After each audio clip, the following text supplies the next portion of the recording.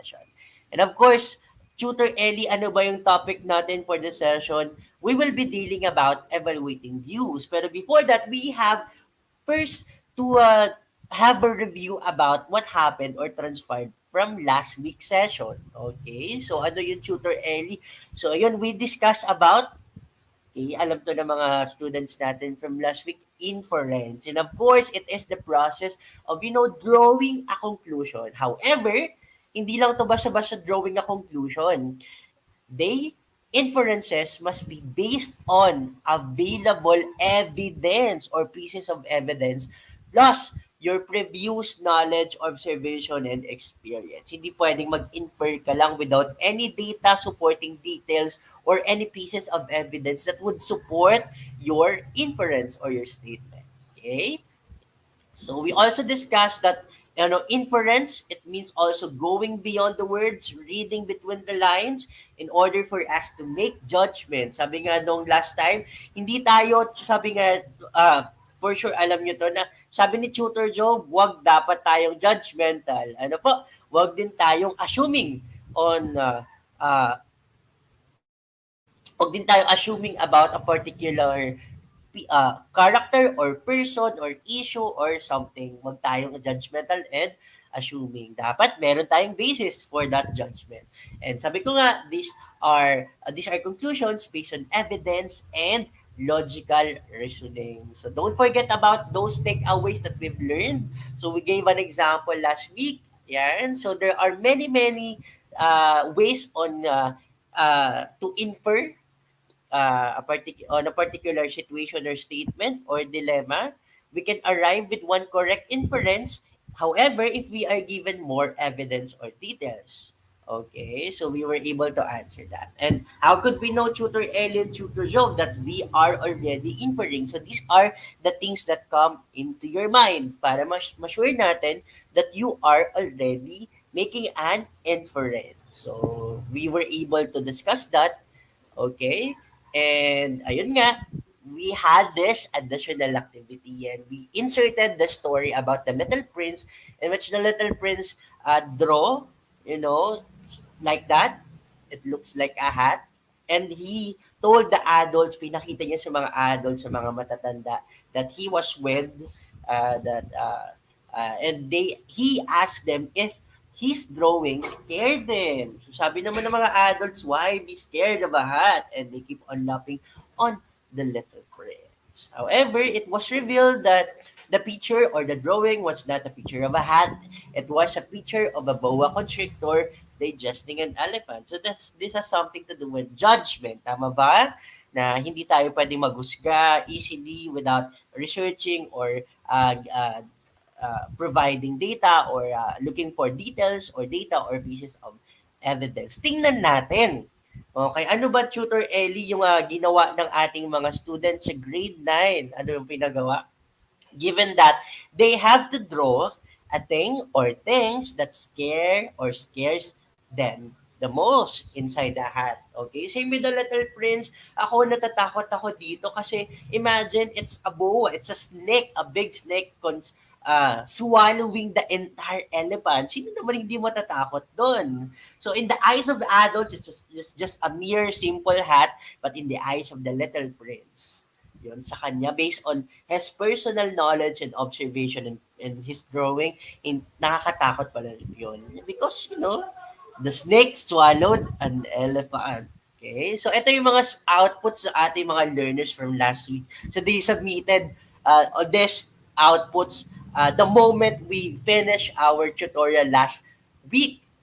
I think as early as that same night when we had our session, they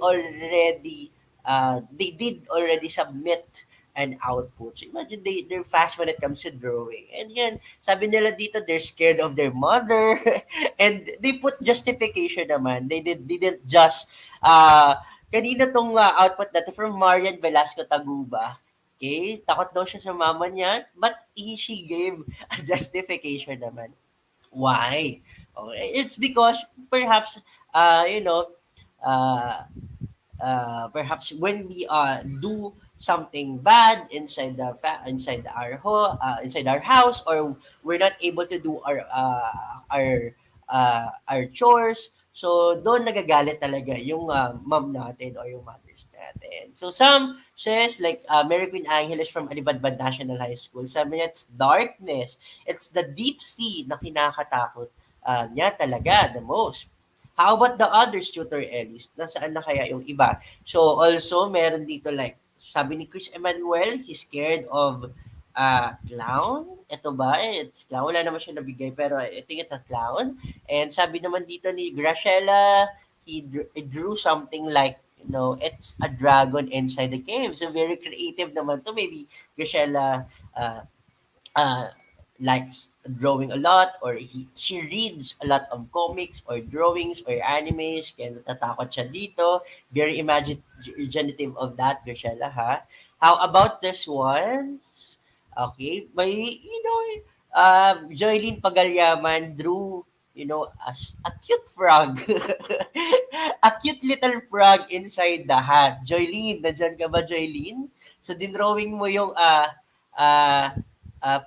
sabi niya, Sir Ellie, actually, I'm really, really afraid in real life. I'm really afraid of frog. It's just that my drawing or that picture is very cute, but I'm really, really afraid of the real frog. So sabi ni Joyden. And of course, sabi naman dito, it's I think it's, you know, it's darkness also or hell. Takot siya doon. How about the others? Okay, so I commend all your outputs. You really did draw. Alam ko sa inyo, you're not that very much creative when it comes to draw, but you still tried hard enough. Ano po? So, si Sean, sabi niya, hindi siya makapag-drawing, but it's the year of 2021 that scared him the most. Perhaps because of the quarantine and the many stressful events that happened to his life. And Josephine Tuan from Ocampo National High School drew about a bubuyog or a bee. Maybe he was stung already, stung by a bee before. And by Vina J. Navarro, he drew what do you call this? A tarantula or a spider? Even I am too scared of a spider. Okay. Uh, okay. And the best output of the week, okay, goes to Frances Katrina Velarde. And this award is given to a tutor or a learner who have submitted a quality, relevant, submitted a quality creative output based on the given additional activity. Medyo na next ko, sorry. Excited si Tutor Ellie dito. Okay, so congratulations Francis Katrina Velardo. Sabi niya, what scares her the most is his family, her family will eventually die because for her, they are the most important uh, thing in her life. And that's true for all, I guess. Okay, our family as you know, it's the core of our life, and it's very, very important. So I would like to congratulate Frances for having the best output of the week. Pero don't worry, my dear online learners, every single week we give this award. So give your best shot, be creative, and make sure it's related to the instruction that were given by the tutors, Tutor Ellen, Tutor Joe. How about here one? We have the engaged tutees of the week. They are the tutees or learners who have shown active engagement or participation during the live session. And we have John Kyle Brandes from SDO, Camarines Sur, Ocampo National High School. Congratulations, John Kyle. We also have Precious Joy Labayug from San Mariano, National High School, SDO Isabela. Okay po. So ito yung mga students na they really participated well, and they engaged a lot. They answered enough activities or items. They answered some questions. So nakikita talaga namin yun. We were able to tally those comments and answers of yours. So if you're not that very much participative in our Tuesday sessions, you will not you will have no chance of being recognized as one of the engaged duties of the week. Sino pa kaya Tutor Ellie dito? Okay, we have also Maflor Ancheta from San Mariano National High School. So nakita ko yung mga comments ni Maflor. And of course, Frances Katrina Velarde from San Mariano National High School. Congratulations to all of you engaged youths of the week. How about our teachers of the week who have shown utmost support, encouragement, and appreciation to our live session? Last week, we have Miss Jessa O. Santa Ana from Ocampo National High School. Okay, and we have Miss Marnelli Mauricio from San Mariano National High School. Bakit kaya lagi sila? Because they are the ones who participated talaga during our live session. So kayo from other schools, o kayo magtampo, we just base this on data, on given data. Hindi kami pwedeng magchamba dito or we judge easily. We base this on given data. So please, please, please, please, my dear online learners, teachers, and to the schools, and to those who are watching, please, please, please keep on supporting us and participating on our Tuesday tutorial session. Okay? Masyado medyo, it's a bit too long yung ating introduction and our recognition. Okay, so mabilisan na lang natin. And of course, our schools of the week, engaged schools of the week goes to again, Ocampo National High School and San Mariano National School. Congratulations to your respective SDOs po and regions. Congratulations. Alright, so we'll be now move to evaluating views, which is our quarter 4 week 4 topic. So ano kaya ito? So these are the references wherein we base our concepts, our presentations. Okay, so it came from SDO Navotas and Region 9 Zamboanga Peninsula Core or modules. Okay, so these are the objectives. Review basic concepts needed in evaluating user ideas. Recognize the importance of soundness and factualness of ideas. Napaka-importante ito. In providing judgment of daily real-life situations. And of course, uh, hoping that you will evaluate logically the ideas presented in the given textual and or non-textual material. So let's proceed. So those are our objectives. So in our first activity, ayan na, my dear online learners ha, para makabawi kayo. So yan, you just have to put fair if the action is reasonable and unfair if it is not. O ganun lang ka-basic ha. You just have, you also have to put the number, okay? Right, fair, or unfair. So we will have statements or situations here. Let's see, Tutor Ellie. Ano ba yan? Okay, listen carefully. In a supermarket queue, 40 people, including you and your family, so you're lining up for an hour already. Ang tagal naman, Tutor Ellie. O naranasan ko din ito. Kayo ba naranasan nyo din to? Okay, 40 people lining up for an hour. Then an old woman in her 70s came and was let by the cashier to be next in line. Is it fair or unfair, my dear online learners? So sabi ni Crystal Renasera and Shia Ruve and Hannah also, they said, they answered, and that it's fair, Tutor Ellie.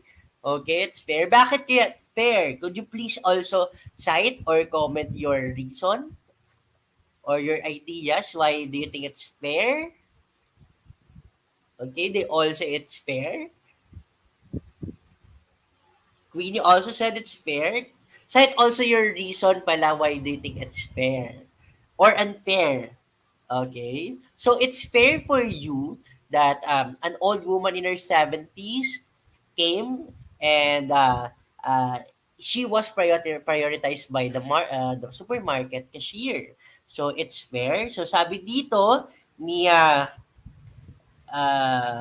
Shia, fair po tutor early because she is already a senior citizen. Okay, senior citizen.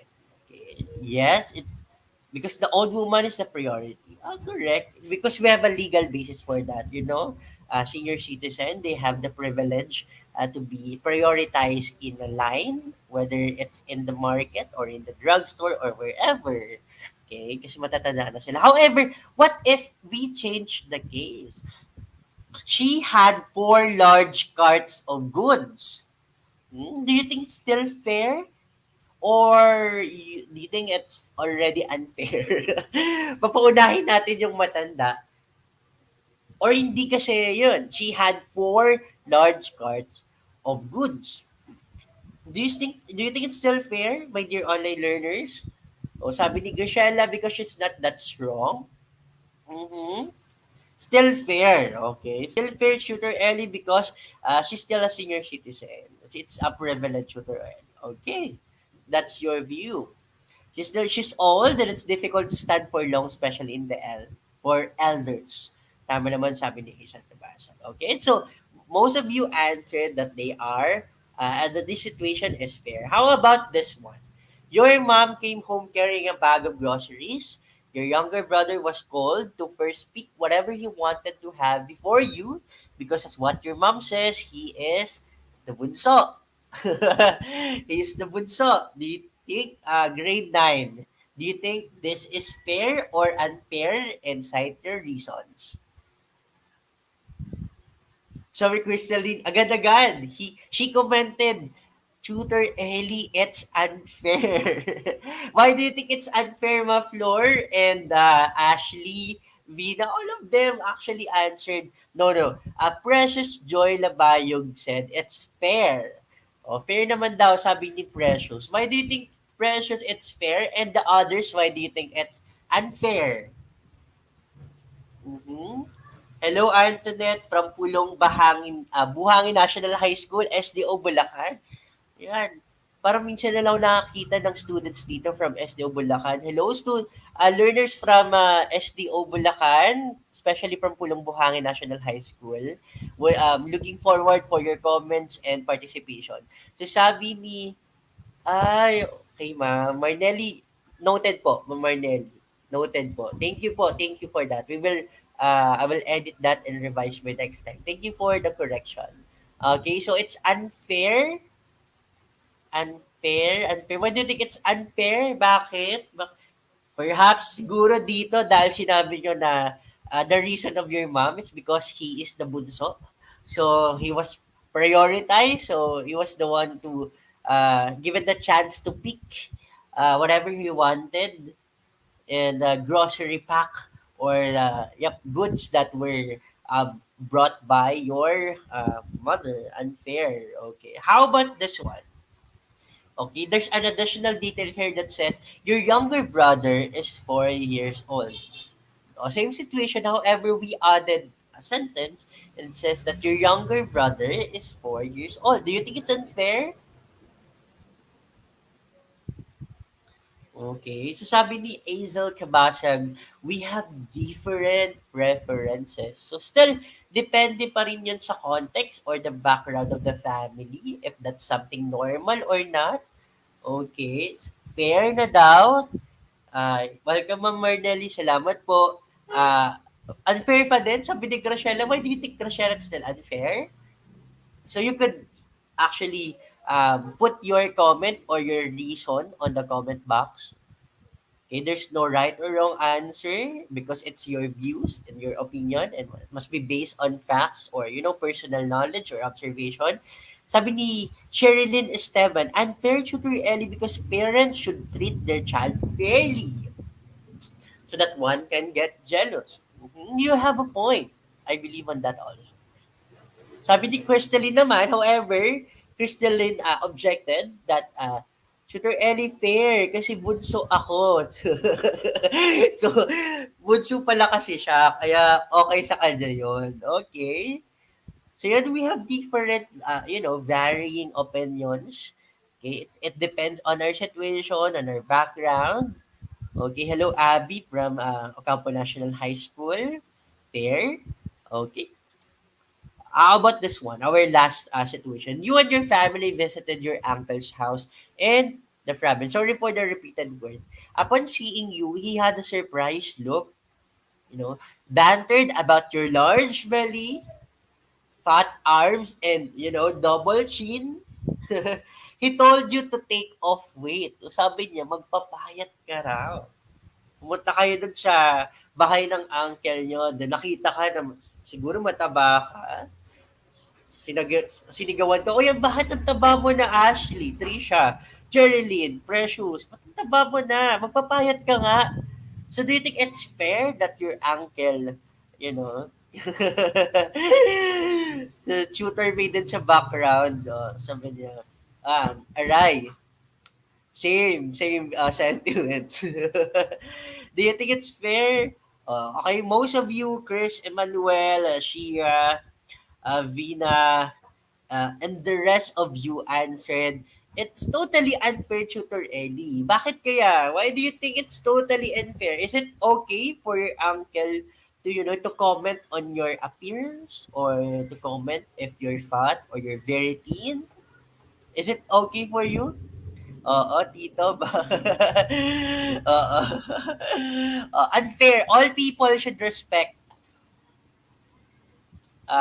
Sabi ni Crystalline, had unfair, all people should respect whether you're fat or you're thin. Tama naman. Because sabi ni Vina, because Tutor Ellie, it hurts. Tama naman. Why would you comment? Sabi ni Graciela, my body, my rules.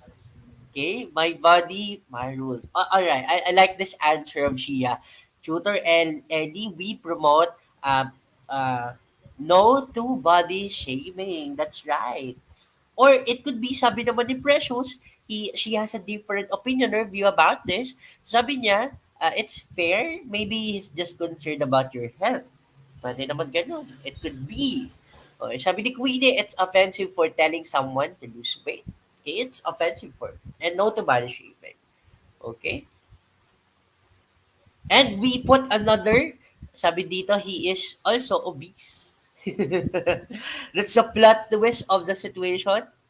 Okay, he is obese. So what do you think is the better reason? Why do you think it's fair or unfair still? Nakalagay ditong obese. So your uncle realized that you're fat already and he told you to take off your weight, magpapayat ka, mag-exercise ka.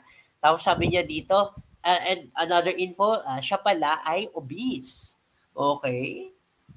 It's still unfair pa din po, Tutor Ellie, because Tutor Ellie, okay, no to body shaming also. And because, how could you say something or comment on someone about a particular, about his or her appearance if you yourself, you have the same too. Diba? It's very ironic. Mm.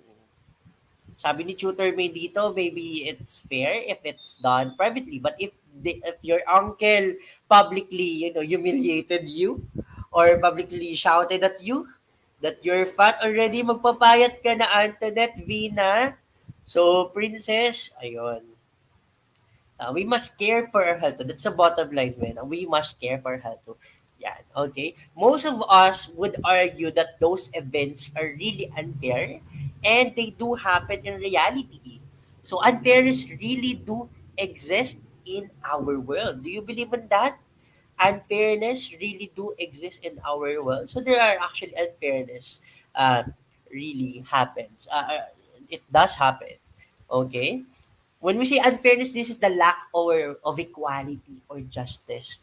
Okay? And did you know, this is just a trivia, Philippines is one of the most unfair societies on the planet. And this is not my opinion. This is based on this data from a global wealth report in 2020 conducted by the Research Institute of Credit Suisse. Okay, so bakit kaya nasabi niya na Philippines is one of the most unfair societies on the planet? Imagine nyo, in the eyes of the world, we are unfair. We are one of the most, our country is one of the most, hindi lang siya unfair, but one of the most unfair societies on the planet. Bakit kaya ganon? We are labeled such as that. Let's see. So in terms of income daw kasi, 89% of us, imagine nyo ha, 108 million Filipinos based on an updated data, hindi na tayo 104, sabi ni Catriona, we are already 108, perhaps 9 na siguro million, and 89% of that 108 million, they earn under 500,000 per year or, specifically less than 10,000 per month. Imagine 89% of that 108 million, ilan kaya yun? Perhaps nasa 80 million or 90 million siguro. Um, ang mga Pilipino who are earning 10,000 less per month. Imagine nyo, 10,000 per month. Grabe. So, out of that, 100%, only around 10% earn between 500,000. So, perhaps this is more than, let's say, 20,000 above, up to 416,000 a month.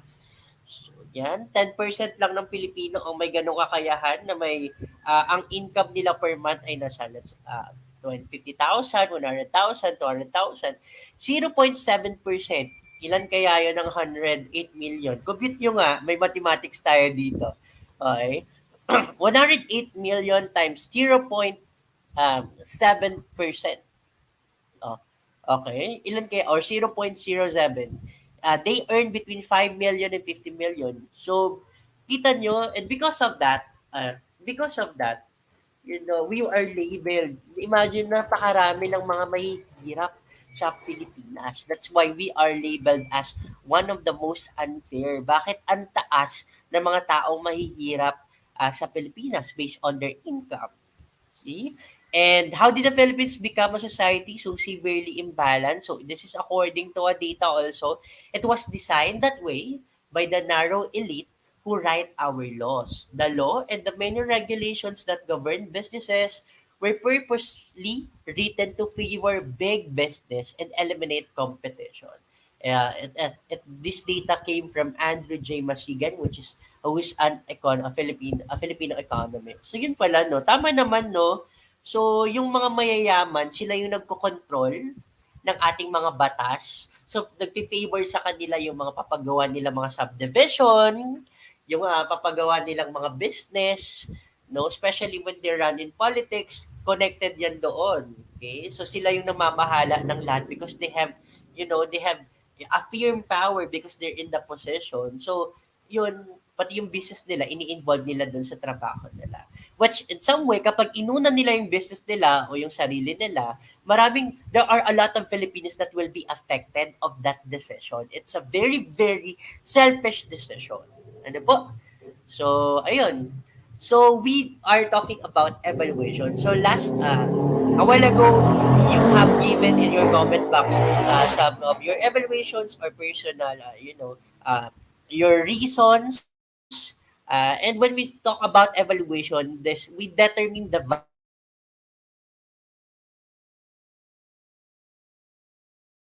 given a while ago.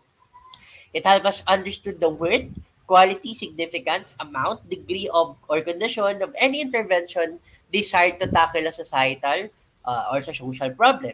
And when we evaluate, it guides us to whether confirm, extend, or change personal views based on the topic of the reading. That's why a while ago we have varying opinions. We weigh our lessons depending on the details or the data given. So it's okay if we are participating in such academic platform. Uh, we have to debate on things. We have to confirm this data. We have to also change personal views if they are needed, especially if you are presented with facts. So napaka-importante that we know how to evaluate a specific situation or dilemma. Hindi pwedeng oo ka na lang dahil ito yung sabi ng mga relatives mo or sabi ng teacher mo or sinabi ko ni Tutor Ellie. Dapat you should make your own evaluation based on, sabi ko nga, evidence, based on personal knowledge, based on facts. Okay? And again, evaluation must be based on fact and not an opinion. So these are the pointers for logical evaluation. So sabi ko kanina, we have to review some basic concept and very, very easy na lang to. We have to, these are the concept from last quarter. We talk about fact and opinion. And ito, sabi, fact is a statement known to be true or which can be proven to be true. While an opinion is a statement that tells what someone believes to be true, it may or may not be correct. So that's only a review. So the opinion of an authority, if that person is credible enough uh, on a subject, it may be believed yung opinion niya. Facts are more reliable as basis because they can be defended. Pero pag sarili mo lang opinion, respect my opinion, Tutor Ellie, ay nako, eh, ang hirap makipagtalo sa mga ganong tao. Okay? And of course, we have pointers to determine soundness. Okay? We discussed natin yung soundness from our previous topic. So these are the questions that we have to consider. Are these ideas ba, Tutor Ellie, based on facts or reliable sources? Okay, reliable ba yung sources? Are the arguments free of discrepancies? When we say discrepancies, gaps, okay, these are gaps or uh, perhaps when we say by discrepancies, the data is not that complete, okay, or the data is has discrepancies or not very much relevant to the topic. Is the discussion free of discrepancies? Kasi meron bang mga gaps yan? Okay, hindi masyadong well supported ng argument yung ay di the data does not support much, or the data is not that heavy enough to support the topic or your argument. Are the conclusions logical? So alam na natin when we say by logical, ano po? So these are the pointers we need to consider to determine the soundness of ideas. And these are the basis also to evaluate relevance and validity. Okay? Anong babasehan natin, Tutor Ellie, uh, when we encounter situations that we need to decide, ano po, we need to decide uh, on that matter, or we are faced on a very particular situation that we have to choose, or to choose an option. So the first one is yung sinabi ko kanina, personal observation or experience. Napaka-importante ito. Second one, personal interviews with knowledgeable persons or authoritative sources. Okay? Hindi pwedeng si Marites lang sa neighborhood, ano po, or someone in your messenger sent a lengthy, though a very lengthy message on your messenger, pero nakalagay CTTO, credits to the owner, hindi natin yun pwede tanggapin kapag CTTO yun. Okay? Kailangan interview talaga with credible or knowledgeable person in that field or in the topic. And of course, current publications and other reference material. Okay, hindi pwedeng vlogger only, especially if they're not credible enough or walang sources naman yung mga sinasabi nila. Current publications, meaning dito, yung ating media, um, whether local or international media, they could be a source of information that are valid, and make sure those material are could be verified from different sources para ma-sure talaga natin na reliable yon. So hindi pwedeng, again, your personal observation pwede yon, pero hindi lang pwede sa iyo, dapat meron yan kaangkla. There is it is also anchored on other opinions based on facts and current publications that would support your argument or your evaluation. Importante yun na hindi pwedeng CTTO, hindi pwede kay Marites lang or someone that you know in the hallway or in the streets. Okay po? So, activity number 2. Madali lang naman to, no? We Filipinos are fan of family gatherings. Tama ba, my dear online learners? Family gatherings. Okay. Okay. Vina, Antoinette, Jan Kyle, Queenie, nakapag-family reunion na ba kayo before? Have you had your family reunions before or hindi pa? Let's try to have a survey here. Nagka-family reunion na ba kayo before? So that I could know. Sabi ni Antoinette, yes, Tutor Ellie, oo naman po, sabi ni Frances. Okay. So, alam natin yan, Princess Frances. Princess, Riza, last year daw. Chris, Micaela, so last year, yes daw. So, alam naman natin, as Filipinos, we're fan of family gatherings. Especially, Christmas, it's Christmas, or New Year, or there's a relative has uh, celebrating his or her birthday. These are gatherings are great times to bond with our cousins and relatives. Imagine being in the middle of a family reunion with a table of staples, may mga pagkain such as spaghetti, pansit, lumpia. How about you, online learners? Ano yung mga hinahanda nyo during family gathering? Gusto ko makita, gusto ko malaman Kung meron, kung alam ko ba yon, kung masarap ba yon. I wanted to know ano yung mga handa nyo during family gatherings. Maybe those are native. I want to know something about your native delicacies.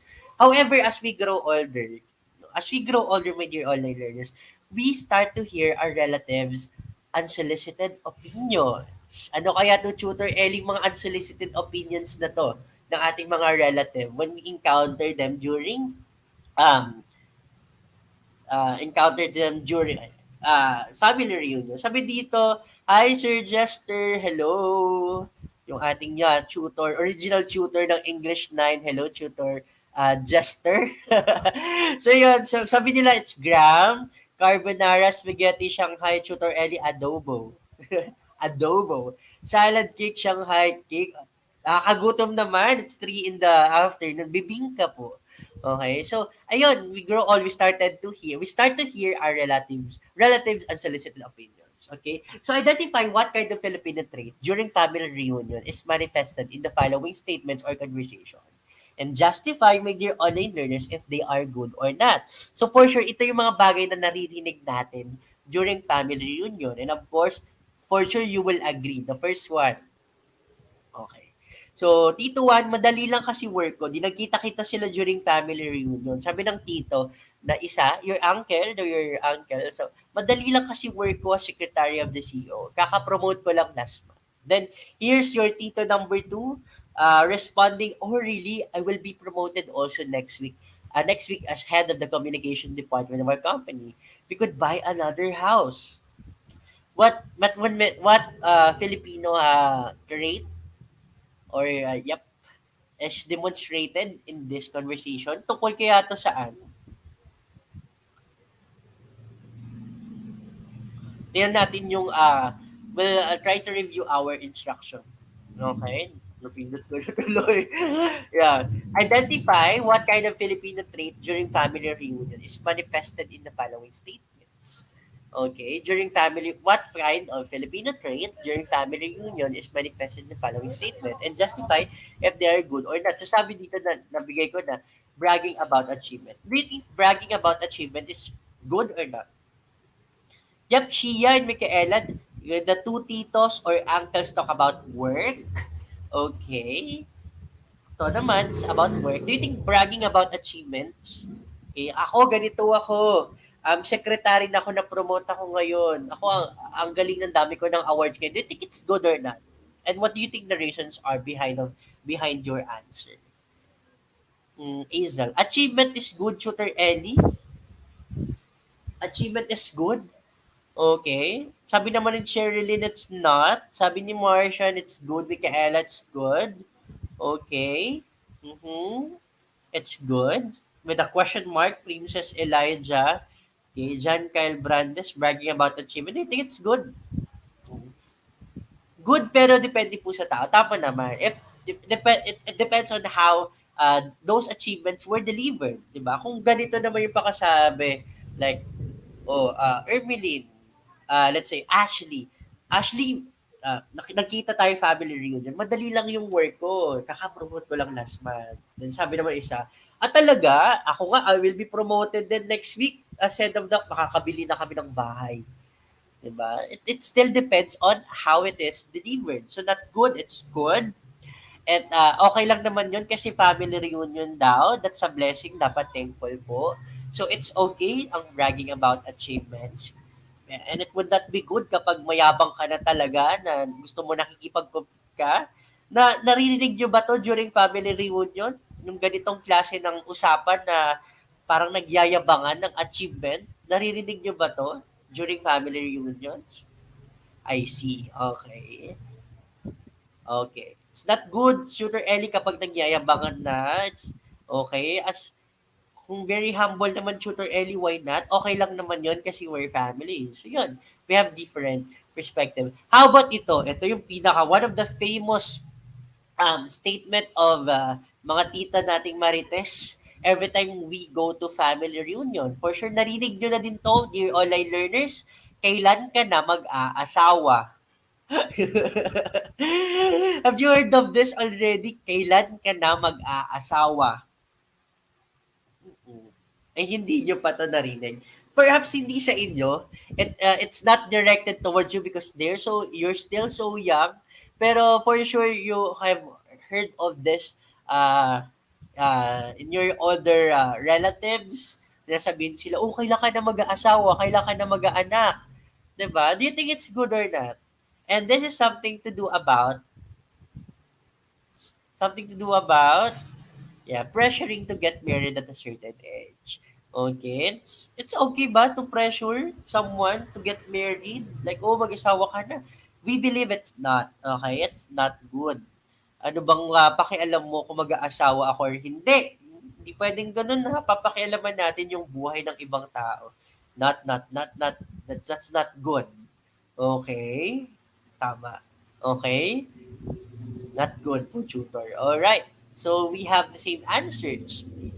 We agree at least common. How about this? Cousin 1, what's your course? The second cousin, it's education. Ha? Teacher, dapat nag-engineer ka na lang, sayang ka. Grabe, no? Parang they belittle the teaching profession as somewhat, yeah, they belittle the teaching profession. And they think that being an engineer or a doctor or, a pilot is better than a teacher. It's not good. Tama naman. It's not good. It's never good. And this has something to do about dictating how family members should live their lives. Okay? Oh, sabi ni Crystalline Acera, I think this is our hashtag for this afternoon pala desisyon. Mga pala desisyon. Hindi pwede mga ganon. It's not good na hindi lang kayo ha, don't copy this kind of, Filipino trait that we are deciding on other people's life. Okay? Dapat hindi po yun pinapakialaman. Dapat naman. Ano?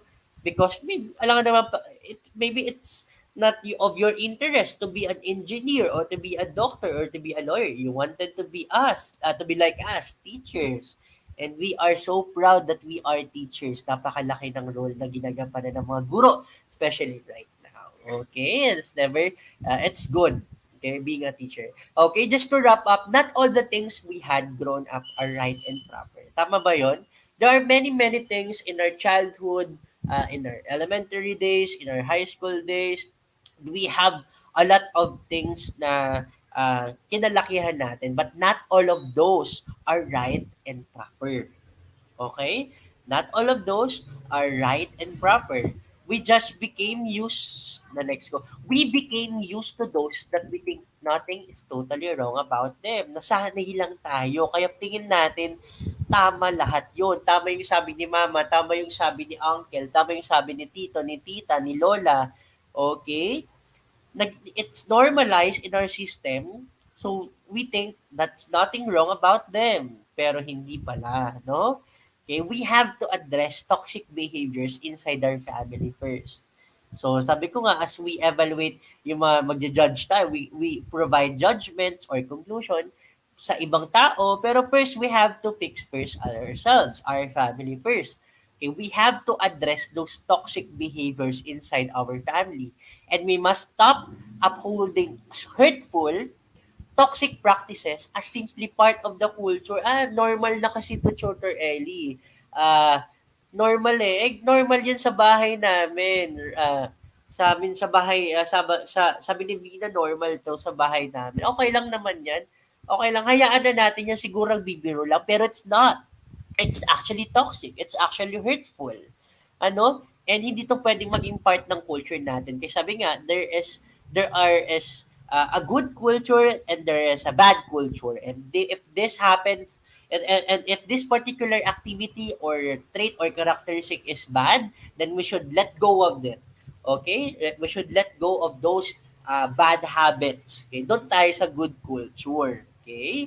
So, hindi bawal ang pala desisyon. Yun po.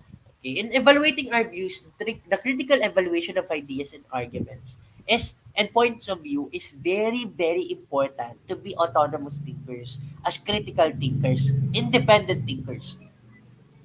It is only through that we can distinguish among competing claims for truth and determine which arguments and points of views they can trust and those of which you should be skeptical.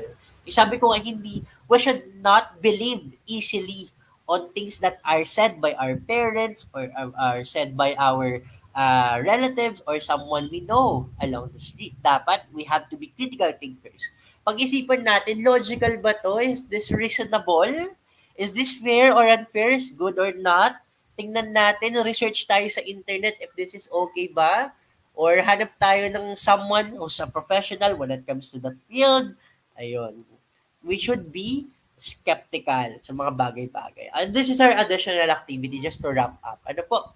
Okay. So, alam na natin to, my dear online learners, it has become a trend. In Facebook, nakita na natin to. The youngest daughter of the vice president posted the graduation picture on her social media account. Then a netizen, unsolicited advice and unsolicited opinion on Facebook, maraming ganyan. It does happen, especially if your posts are public or you're, an influencer or someone who's trending. Okay. A netizen tried a comment that generated a meme. Okay? So sikat siya talagang na the internet uh, uh, has been the internet broke down because of this. Okay? And you have to evaluate the comment. This is your assignment. It could be either through a video or through through a video or through an explanation, written explanation or statement or verbal. It's up to you. You have to be creative when it comes to that. So sabi doon sa comment, so yeah, I get it. Gagraduate ang anak. But the point is, need pa bang picturean? Need ba talagang picturean, Antoinette, kapag mag-graduation kayo? Or nung nag-graduate kayo ng grade 6 or someone you know, need ba yung picturean? Let's see your logical comments. Ano po? So, Shia, Vina, and the rest, Madeline, Riza, okay, need pa bang picturean? So, have to evaluate that comment if you think it's good or not. And what's your basis for that reason? Ano? So, I think this is a...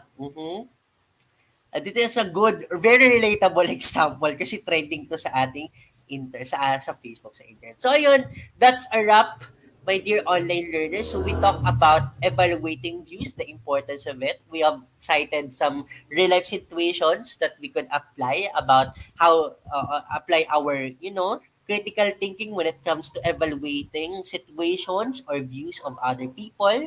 So ayun, I hope you were able to learn a lot from our picture. Oh, ayun, yung assignment need yun picturean, that's final. Balik pala natin. Oh, yung assignment ay need nating picturean. Oo. So please evaluate the comment if you think it's good. Cite your reasons, your data. Oo. Sana it's logical, okay? And ayun, that's a wrap. Thank you very much for watching our online tutorial. This is English 9 quarter 4, week 4. And thank you very much. God bless and stay safe, my dear online learners. This is once again Tutor Ellie from SDO Kamsur. And by next week, kasama na natin si Tutor Joe. Alright? So we will be waiting for your outputs to be submitted on our GC or to our messenger. Thank you very much and God bless.